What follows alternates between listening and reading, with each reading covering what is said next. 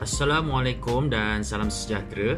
Hari ini kita akan sambung lagi pengiraan berkenaan dengan annuity. Okey, kalau sebelum ni kita dah tengok pengiraan yang menggunakan rumus di mana kita mencari nilai FV ataupun nilai PV. Maksudnya nilai total amount jumlah pelaburan ataupun jumlah pinjaman.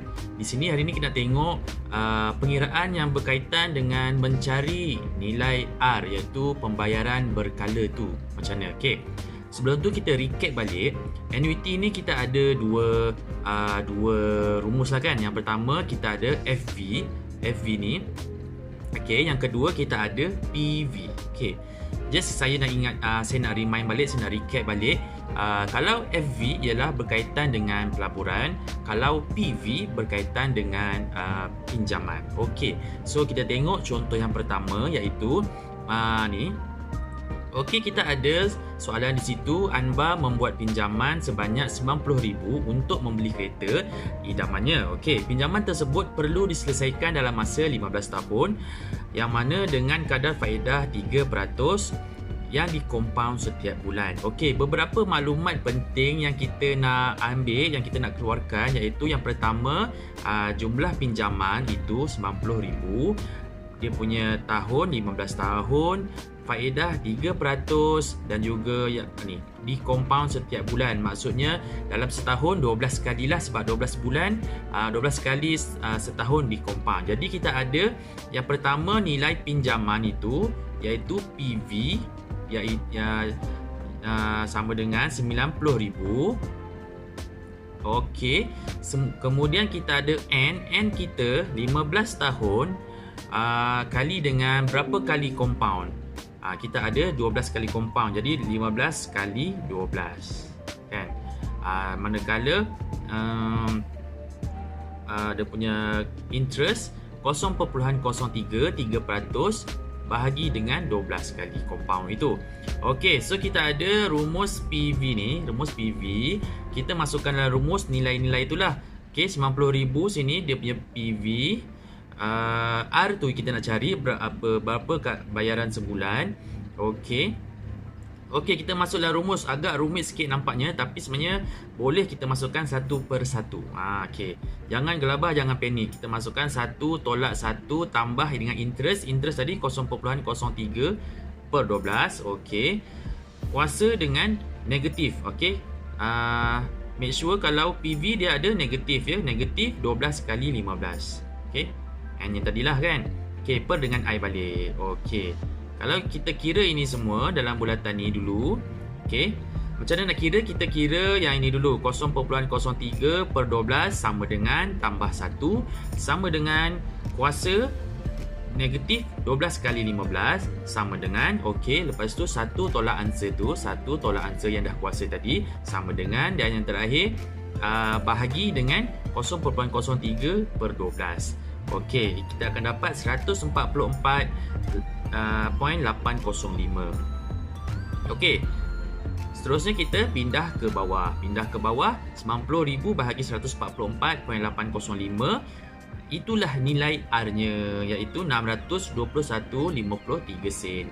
Jadi dapat kita simpulkan di sini setiap bulan Anba perlu membayar RM621.53 untuk melunaskan pinjaman tersebut. Okey, jadi soalan kedua, berapa jumlah faedah yang dikenakan?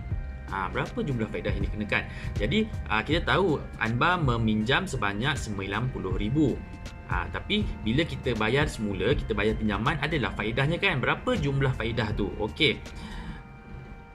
Kita tahu tadi jumlah bayaran dia RM621.53 setiap bulan kali 15 tahun. Okey, selama 15 tahun dan setahun ada 12 bulan. Jadi ini ialah jumlah yang dibayar oleh Anba, RM111,875.40. Okey, jumlah pinjaman pula ialah RM90,000. Kita hanya perlu tolak sajalah, tolak jumlah bayaran tu dan juga tolak dengan jumlah pinjaman. Dapatlah RM21,875.40. Jadi itulah jumlah faedah yang dikenakan ke atas Anba. Okey.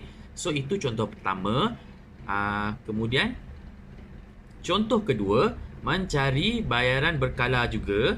Okey, tetapi ini kesnya lain sikit. Kita tengok soalannya.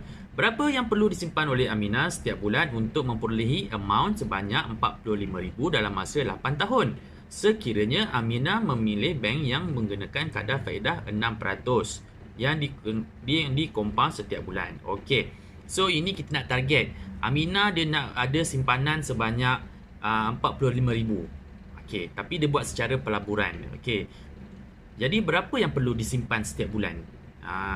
Untuk mencapai RM45,000 itu setelah 8 tahun. Okey. Jadi inilah maklumat-maklumatnya kita ada.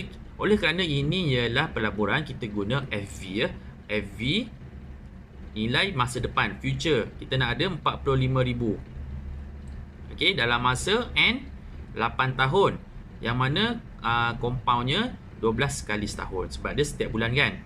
Okey, interest pula 6%, 0.06 per dengan 12. Okey, kita masuk dalam rumus.